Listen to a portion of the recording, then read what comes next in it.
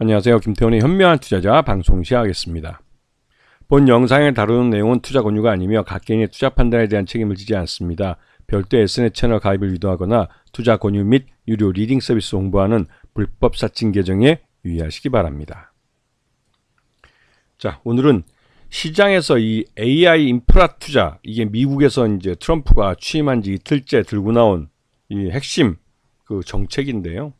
이거를 투자를 발표하면서 이 트럼프 옆에 미국의 그 손 마사요시 소프트뱅크 회장이 서 있었습니다. 그 옆에는 이제 오라클 회장하고 그 옆에는 또 오픈 AI 대표이사도 있었는데, 이들이 이렇게 세 명이서 쭉 이제 서 있던 이유는 이 AI 인프라 투자의 그 핵심 그 게이트키퍼가 되는, 어떻게 보면 그 플랫폼이죠. 플랫폼이 되는 스타게이트라는 합작 회사를 이 세 회사가 같이 돈을 공동으로 투자해서 만든다는 겁니다.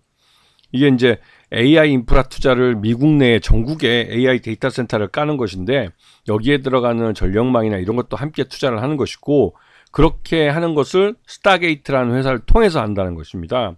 그래서 이 세 회사도 모두 오픈 AI는 생성형 그 인공지능 AI, 생성형 AI의 그 기술적인 그 주도권을 갖고 있고, 오라클은 통신 장비 쪽에서 그 기득권을 갖고 있는 회사고, 일본의 소프트뱅크는 이러한 AI 기술이든 로봇이든 첨단 기술에 대한 투자를 그 하고 있는 그런 회사이기도 합니다. 그러면서 이 트럼프가 이 세 회사가 스타게이트라는 걸 만든다는 걸 딱 갖고 나오면서 미국에 5천억 달러를 투자할 것이다 라고 발표를 한 건, 미국과 일본이 손을 잡고 AI 기득권을 지켜갈 것이며 미국이 이 AI 시장에서 주도권을 가져갈 것이다. 근데 여기서 미국이라고만 하지만 그 뒤에는 일본 자본과 함께라는 말이 들어가는 것이죠. 일본은 그 21세기 들어서 그들이 일본 상품을 수출하는 것보다는 예전에 20세기 때 벌어들인 그 이 달러를 갖고 해외에 투자해 놓은 달러가 더 많은 그러니까 수출보다 더 많은 돈을 벌어들이고 있습니다. 그러면서 일본 자본을 국제 금융 시장에서는 무시할 수 없는 것이죠. 그렇기 때문에 이 손 마사요시 회장의 소프트뱅크 자금은 그 무시할 수 없는 자금입니다. 근데 여기서 이게 이제 그 5천억 달러나 이 세 회사가 이제 조성을 해서 이 미국 AI 인프라 기반 구축하는데 돈을 투자하겠다고 하는 게, 말 그대로 이제 앞으로 4년 동안 트럼프의 임기 4년 동안 벌어질 일이기 때문에 이 4천억, 그러니까 5천억 달러가 그 4년 임기 내에 다 투자될지는 뭐 끝에 마지막에 가봐야 알겠지만, 일단은 무엇이 됐던 간에 AI 인프라 투자에 대규모 자금이 동원되는 건 사실인 것 같습니다. 물론 일론 머스크는 이 소프트뱅크가 100억 달러밖에 돈이 없다고 비아냥거리는 SNS에 댓글을 올리기도 했죠. 하여튼 무엇이 됐던 간에 이 AI 데이터 센터를 미국 전역에 만들면 이 AI 데이터 센터는 24시간 전력이 안정적으로 공급이 돼야 됩니다. 그러기 위해서 미국 내 전력망 확충 사업이 벌어져야 되는 것이죠. 거기에 대규모로 투자가 되는데요. 일단 기본적으로 AI 데이터 센터에서는 그 에너지원을 친환경 정책, 그러니까 친환경적인 방법으로 만들어낸 그 태양광이나 풍력이나 이런 그 신재생 에너지로 그 에너지원을 쓰도록 되어 있습니다. 그런데 사실 태양광 같은 경우는 낮 시간에 해가 뜰 때만 전기를 만들어낼 수 있고, 그 이후에 저녁 시간에는 낮 시간에 만든 전기를 갖고 ESS 에너지 저장 장치를 통해서 그 안에 넣어놨던 거를 저장해 둔 걸 꺼내 써야 됩니다. 근데 이게 24시간 비가 오든 구름이 끼든 그 말 그대로 이제 안정적인 전기를 공급해야 되는 이 AI 데이터 센터에는 이게 좀 리스크가 있는 것이죠. 그렇기 때문에 이 소형 모듈형 원전이라는 SMR을 그 이런 미국의 빅데이터들은 이 AI 데이터 센터의 에너지원으로 그 염두에 두고 있습니다. 그래서 이런 SMR 업체에도 대규모 투자가 이루어지고 있죠. 하여튼 무엇이 됐든 간에 5천억 달러를 투자하기로 했고, 그 투자하는 데 있어서 우리나라 기업들도 먹을 게 있다는 것이죠. 그것은 AI 데이터 센터 때문에 그렇습니다. AI 데이터 센터 안에는 AI 반도체, 즉 인공지능 반도체가 들어가게 되는데, 이 인공지능 반도체를 제대로 워킹하게 해주는 것이 메모리 반도체가 HBM입니다. 그 HBM, 특히 이제 그 전 세계적으로 이 AI 반도체의 독과점 업체는 엔비디아라는 업체고, 그 엔비디아의 AI 그 반도체가 제대로 작동하기 위해서 HBM이라는 메모리 반도체를 납품하는 곳은 SK 하이닉스가 거의 독점입니다. 지금 현재로서. 왜냐면 HBM3 같은 경우 지금 최신 그 HBM인데, 그 HBM 그 3세대 최신 그 HBM을 안정적으로 양산해내는 데는 SK 하이닉스밖에 없습니다. 그래서 그게 문제가 되고 있는 것이죠. 왜냐면 이 기존의 이 시장, 메모리 반도체 시장 1위는 삼성전자고, 삼성전자가 안정적인 생산량을 할 수가 있지만 이 삼성전자가 HBM에서는 엔비디아의 양산 수율을 못 따라갑니다.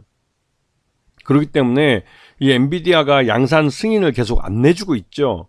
그러다 보니 삼성전자는 아싸리 그냥 HBM4로 4로 그냥 뛰어넘으려고 합니다. HBM3로까지는 SK 하이닉스의 주도권을 인정을 하고 아싸리 그 HSM3E를 건너뛰고 그 HBM4로 그냥 아예 넘어가려고까지도 지금 준비를 하고 있습니다. 왜냐면 지금 엔비디아도 삼성전자가 그 자기네 그 HBM 그 공급망에 좀 들어와 주길 원하는데, 그래야만 SK 하이닉스도 지금 생산량이 부족해서 항상 쇼트에이지 나기 때문에 SK 하이닉스가 원하는 가격대로 납품을 받을 수밖에 없습니다. 그렇게 되면 그 엔비디아 쪽에서도 솔직히 좀 이 비용을 낮추지 못해서 좀 문제가 되고 있는 것이죠.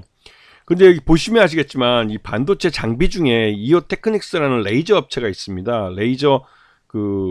이 레이저로 커팅도 하고 레이저로 천공도 하고 다양한 기능을 하는 이 업체인데요. 레이저 기술을 갖고 있고, 근데 이 이오테크닉스라는 회사가 이런 그 HBM 쪽에서는 이 HBM을 여러 장을 쌓아놓고 있는, 여기서 이제 이거를 절단을 할 때 일반적인 드릴이나 이런 걸 사용하면 이 미세한 이 공정에 오염 물질들이 아주 넘쳐 흐르죠. 하지만 이 레이저를 사용할 경우에는 순식간에 그걸 잘라낼 수도 있고 굉장히 고속으로 이 커팅을 해낼 수가 있습니다.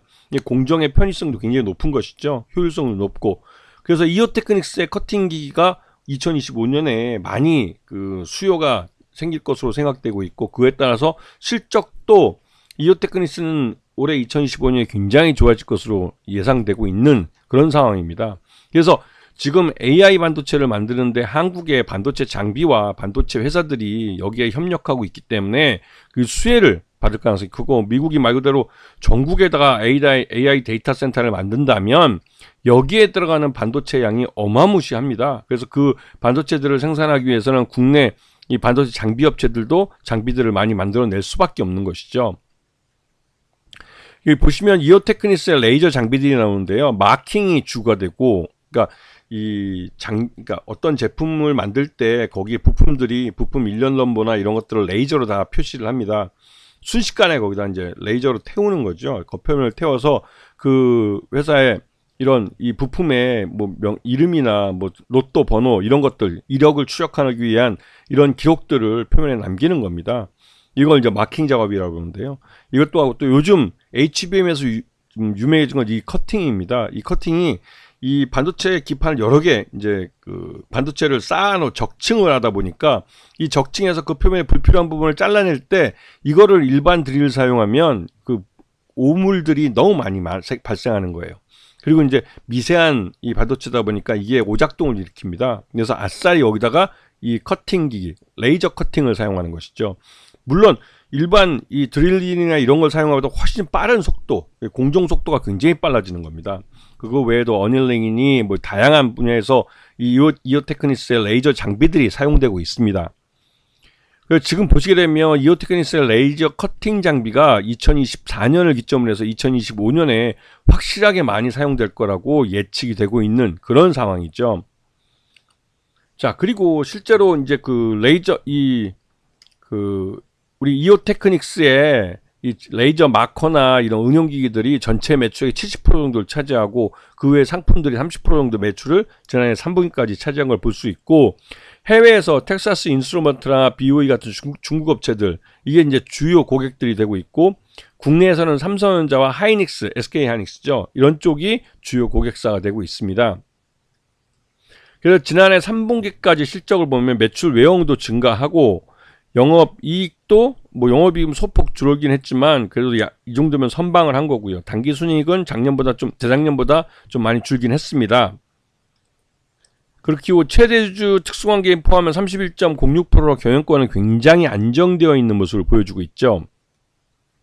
그래서 이오테크닉스 같은 경우는 전체적으로 우리 시장에 대한 저평가 때문에도 이 실적이 괜찮은데도 양호한 편인데도 불구하고 반도체 전반에 걸쳐서 주요 고객사인 삼성전자나 SK하이닉스가 좀 어려운 면에 처해 있다고 해서 주가가 많이 흘러내렸는데요.